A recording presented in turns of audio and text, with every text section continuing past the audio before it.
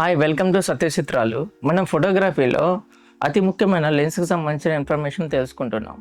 మనం లాస్ట్ వీడియోలో లెన్స్ యొక్క ఫోకల్ లెంత్ గురించి తెలుసుకున్నాం. దానికి సంబంధించిన లింక్ అనేది కింద డిస్క్రిప్షన్లో మెన్షన్ చేశాను, చెక్ చేయండి.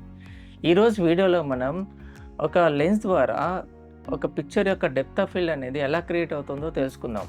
అసలు డెప్త్ ఆఫ్ ఫీల్డ్ అనేది ఫోటోలో సబ్జెక్ట్ యొక్క ముందు భాగం, వెనుక భాగం ఎంతవరకు ఫోకస్ అనేది విషయాన్ని తెలుసుకోవడాన్ని డెప్త్ ఆఫ్ ఫీల్డ్ అంటారు. అసలు డెప్త్ ఆఫ్ ఫీల్డ్ అనేది ఎలా క్రియేట్ అవుతుంది?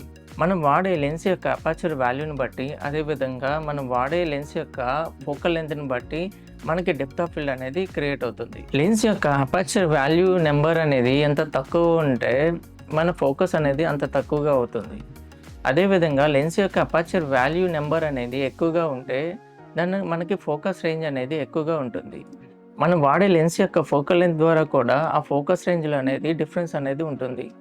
ఫర్ ఎగ్జాంపుల్, మనం 85mm లెన్స్ అపర్చర్ వాల్యూ అనేది 1.4 తీసుకుని ఒక పిక్చర్ తీసినప్పుడు దాని యొక్క ఫోకస్ రేంజ్ అనేది తక్కువగా ఉంటుంది.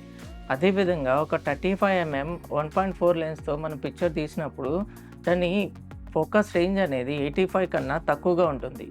సో మనం వాడే ఫోకల్ లెంత్ని బట్టి కూడా మన ఫోకస్ రేంజ్ అనేది చేంజ్ అవుతూ ఉంటుంది.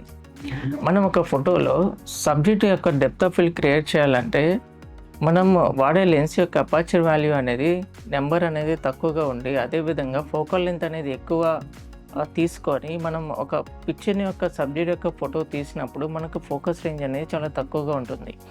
అదేవిధంగా ఒక ఫోటోలో సబ్జెక్ట్ యొక్క ఫోకస్ రేంజ్ అనేది ఎక్కువగా కావాలంటే మనం వాడే లెన్స్ల యొక్క అపర్చర్ వాల్యూ అనేది నెంబర్ అనేది ఎక్కువగా ఉండాలి.